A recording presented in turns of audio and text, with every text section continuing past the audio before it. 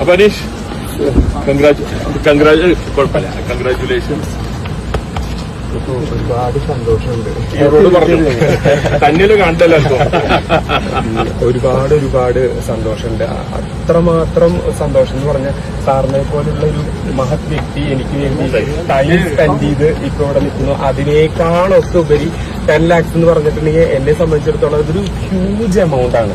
ആ ഒരു amount confidence ഗ്രൂപ്പിന്റെ പേരിൽ സാർ തരുന്നു എന്ന് പറഞ്ഞാൽ അതിനുള്ള നന്ദിയും കടപ്പാടും എല്ലാ കാലത്തും എനിക്ക് ഉണ്ടായിരിക്കും. ഗുഡ്. തീർച്ചയായിട്ടും ഒരു സാധാരണക്കാരനായിട്ടുള്ള എന്നെ കൺസിഡർ ചെയ്യാന്ന് പറഞ്ഞാൽ സാധാരണക്കാരനല്ലേ? നമ്മള് ദൈവത്തിന്റെ മുമ്പില് എല്ലാരും സാധാരണക്കാരാണ്. എല്ലാം എത്ര വലിയ ബിസിനസ്മാനാണ്, എല്ലാരും സാധാരണക്കാരാണ്. അപ്പൊ അങ്ങനെ ഇതൊരു ദൈവത്തിന്റെ കൃപയും എല്ലാവർക്കും ദൈവത്തിനോട് തന്നെ വേണം. അപ്പോ അനീഷ് അതുപോലെ ബൊക്കെ ഉണ്ടല്ലേ? കണ്ടോ, ഷർട്ടിന് മാച്ചിങ് ബൊക്കെ.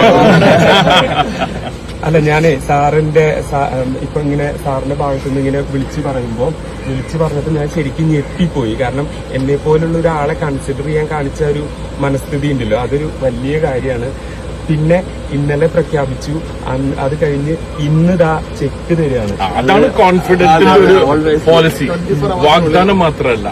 എന്റെ അമ്മ പറയാനുണ്ട്, ഇതിൽ ആശ മാത്രം കൊടുക്കാൻ പാടില്ല. നമ്മൾ പറഞ്ഞ ഇത് കൊടുത്ത് പോണം. അതാണ് സാറ് എത്ര തിരക്കുള്ള മനുഷ്യനാണ്, ഒരു മഹത് വ്യക്തിയാണ്. എന്നിട്ട് കൂടെ സാർ എനിക്ക് വേണ്ടി ഇത് തരാന്ന് പറഞ്ഞാൽ അത്രമാത്രം സന്തോഷമുണ്ട്. Thank you. ഞാൻ പിന്നെ നിങ്ങളുടെ ഓഡിയൻസിന് ചോദിക്കും എങ്ങനെയാണ് റെഡ് എന്ന്. ഞാൻ റെഡിലെ സൈൻ ചെയ്യാറുള്ളൂ ഈ ചെക്ക്. അപ്പോ നാളെ എന്റെ എപ്പോഴും റെഡ് കളറിലാണ് ഞാൻ സൈൻ ചെയ്യാറുള്ളത്. അപ്പൊ എനിക്കൊരു സ്പെഷ്യാലിറ്റിയാണത്. അപ്പൊ നാളെ ബാങ്കിലിട്ടോളൂ.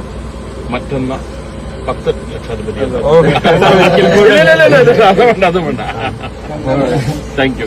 ഒരുപാട് നാളുകളായിട്ട് നമ്മൾ കേൾക്കുന്ന ഒരു പേരാണ് റോയ് സാറിന്റെയും കോൺഫിഡൻസ് ഗ്രൂപ്പിന്റെ ഒക്കെ. ആ ഒരു ഇപ്പൊ പെട്ടെന്ന് ഇങ്ങനെ സാറിനെ കാണാനും അടുത്ത് നിൽക്കാനൊക്കെ പറ്റിയത് താങ്ക് യു. നന്ദിയുണ്ട് കേട്ടോ സാർ. Thank you.